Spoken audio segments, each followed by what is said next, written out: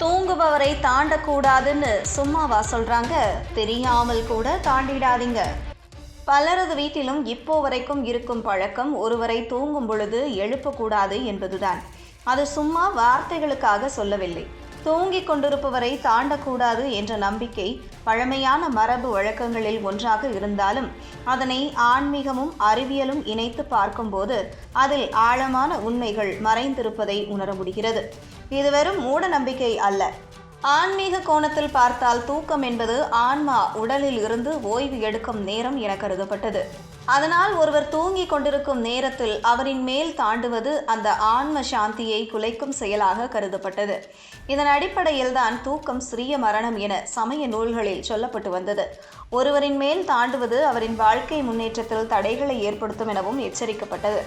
அதே சமயம் அறிவியல் பார்வையில் இதனை ஆராய்ந்தால் தூங்கிக் கொண்டிருப்பவரின் மேல் யாராவது தாண்டும் போது தவறுதலாக கால் பட்டுவிட்டால் உடலில் காயம் ஏற்படும் அபாயம் அதிகம்.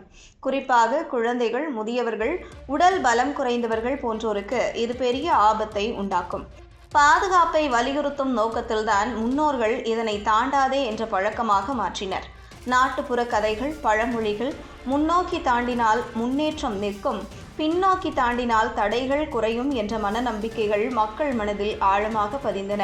இதன் மூலம் ஒருவரின் வாழ்க்கை பாதிக்கப்படும் என்ற பயம் உருவாக்கப்பட்டு அந்த விதியை அனைவரும் கடைபிடிக்க செய்தனர். சமூக ஒழுக்கத்தின் கோணத்திலும் இது முக்கியத்துவம் பெறுகிறது.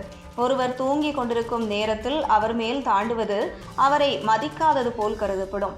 இது தூங்குபவருக்கும் உள்மன உளைச்சலை ஏற்படுத்தும், தாண்டுபவருக்கும் குற்ற உணர்ச்சி தரும். எனவே இந்த விதி மனிதர்களிடையிலான மரியாதை உணர்வை வளர்க்கும் வகையில் செயல்பட்டது.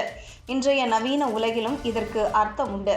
ஒருவரின் தனிப்பட்ட ஓய்வை மதிக்க வேண்டும், அவரின் பாதுகாப்பை உறுதி செய்ய வேண்டும், அவரின் ஆன்ம சாந்தியை காக்க வேண்டும் என்பதை கற்றுக் கொடுக்கும் விதியாகவே இதனை காண முடிகிறது. இதுவே அதன் தனிச்சிறப்பு. முடிவாக சொல்லப்போனால் தூங்குபவரை தாண்டாதே என்பது வெறும் மூட நம்பிக்கை அல்ல. ஆன்மீக பாரம்பரியமும் அறிவியல் உண்மையும் ஒன்றிணைந்து உருவாக்கிய வாழ்க்கை ஒழுக்க விதியாகவே இதனை நாம் மதிக்க வேண்டும். இதனை கடைபிடிப்பதன் மூலம் மரியாதை, பாதுகாப்பு, ஆன்ம சாந்தி ஆகிய மூன்றையும் ஒரு சேர காப்பாற்ற முடியும்.